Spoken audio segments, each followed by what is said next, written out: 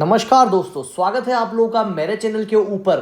और आज हम लोग बात करने वाले हैं एक और नए आईपीओ के बारे में। जैसा कि आप लोगों को पता है, बुल मार्केट है और दबा करके मार्केट के अंदर आईपीओ लॉन्च हो रहे हैं। कंपनी अपने आईपीओ ला रही है, कुछ ओएफएस के थ्रू आईपीओ लेकर के आ रहे हैं, तो कुछ फ्रेश इशू के जरिए भी मार्केट के अंदर नए आईपीओ आ रहे हैं। उसी बीच एक और कंपनी का आईपीओ जो है वो मार्केट के अंदर आने वाला है। तो हम लोग इस वीडियो के अंदर वही डिस्कस करने वाले हैं कि आईपीओ की क्या डिटेल रहने वाली है। वीडियो शुरू करने से पहले मैं आप लोगों से यही रिक्वेस्ट करना चाहूंगा कि अगर अभी तक आप लोगों ने मेरे चैनल को सब्सक्राइब नहीं किया है तो प्लीज चैनल को जरूर सब्सक्राइब कर लें। इंडिया शेल्टर, जो कि एक अफोर्डेबल हाउसिंग फाइनेंस कंपनी है और रिटेल सेगमेंट के अंदर होम फाइनेंसिंग का काम करती है, ये कंपनी मार्केट के अंदर अपना आईपीओ लेकर के आ रही है। कंपनी जो है वो ओएफएस के थ्रू भी आईपीओ लेकर के आ रही है और साथ ही फ्रेश इशू भी ये कंपनी लेकर के आ रही है। तो दोनों तरीके का कॉम्बिनेशन हमको इस कंपनी के अंदर देखने को मिलेगा। ओएफएस भी आ रही है और साथ ही साथ फ्रेश इशू भी ये कंपनी जो है वो लेकर के आ रही है। नेक्स्ट, अगर मैं कंपनी के बिजनेस की बात करूं तो कंपनी जो है वो सेल्फ एम्प्लॉयड पर्सन के ऊपर ज्यादा फोकस करती है अपने कामकाज के लिए। और बेसिकली कंपनी जो है वो लो और मिडिल इनकम ग्रुप के जो पर्सन है, जो टीयर 2 और टीयर 3 सिटीज के अंदर रहते हैं, उन लोगों के ऊपर ज्यादा फोकस करती है और उन लोगों को ही ज्यादा फाइनेंसिंग जो है वो ये प्रोवाइड कराती है। वहीं पर अगर फाइनेंशियल ईयर 2023 की बात करूं तो यील्ड टू एडवांस जो है वो कंपनी का 14.9% है, which was the second highest in India. मतलब कि इंडिया के अंदर सेकंड नंबर पर है। और अगर उसके अलावा अगर मैं कंपनी के बिजनेस की बात करूं कि कौन कौन से स्टेट के अंदर ये बिजनेस कामकाज करती है, तो उसके अंदर 15 स्टेट कवर होते हैं और लगभग 183 ब्रांचेस इस कंपनी की अभी इन स्टेट के अंदर कामकाज कर रही है। और राजस्थान, महाराष्ट्र, मध्य प्रदेश, कर्नाटक और गुजरात, इन स्टेट के अंदर कंपनी की जो ब्रांचेस है वो पिछले 5 साल से कामकाज कर रही है। तो आप कह सकते हो कि कंपनी का काफी बढ़िया विंटेज भी है और काफी स्टेट्स में काफी बढ़िया कामकाज भी ये कर रही है। उसके अलावा ये कंपनी जो है वो 94% तक के जो अफोर्डेबल हाउसिंग लोन है वो ये पर्टिकुलर कंपनी जो है वो मार्केट के अंदर कवर करती है। तो आप कह सकते हो कि काफी बढ़िया मार्केट शेयर भी इस कंपनी का है अफोर्डेबल हाउसिंग फाइनेंस के अंदर। तो ओवरऑल कंपनी का जो बिजनेस है वो तो काफी बढ़िया है। नेक्स्ट, अगर हम लोग दोस्तों बात करें कि आखिर कंपनी आईपीओ क्यों लेकर के आ रही है, ऑब्जेक्ट क्या है आईपीओ के पीछे, तो कंपनी का मेन ऑब्जेक्ट जो है वो है capital requirement toward onward landing. मतलब कि कंपनी और बिजनेस बढ़ाना चाहती है, लोगों को और लैंड करना चाहती है और इसी वजह से कंपनी को कैपिटल की रिक्वायरमेंट है और उसकी वजह से कंपनी जो है वो आईपीओ लेकर के आ रही है। और सेकंड जो है वो जनरल कॉर्पोरेट पर्पस, जो सारे आईपीओ के अंदर लिखा जाता है वो यहाँ पर भी इन्होंने मेंशन किया है। तो ये दो बड़े, आप कह सकते हो कि दो तो क्या है, एक बड़ा ऑब्जेक्ट है कंपनी का जिससे कि कंपनी के रेवेन्यू के अंदर भी हम लोग को इफेक्ट देखने को मिलेगा।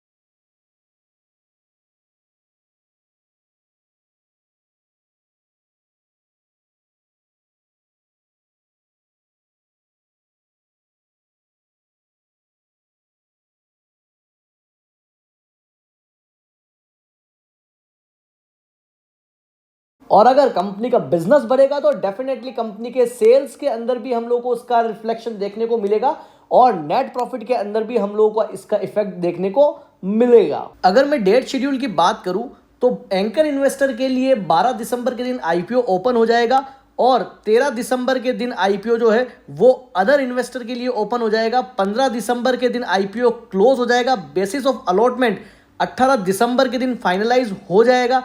रिफंड्स 19 नवंबर के दिन इनिशिएट कर दिए जाएंगे।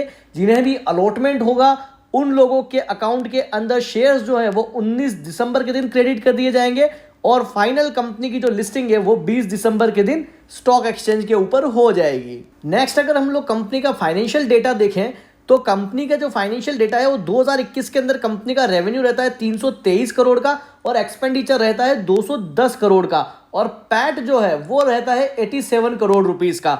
वही 2022 के अंदर जो रेवेन्यू है वो 460 करोड़ का रहता है और एक्सपेंडिचर 293 करोड़ का और 128 करोड़ का कंपनी जो है वो पैट डिक्लेयर करती है।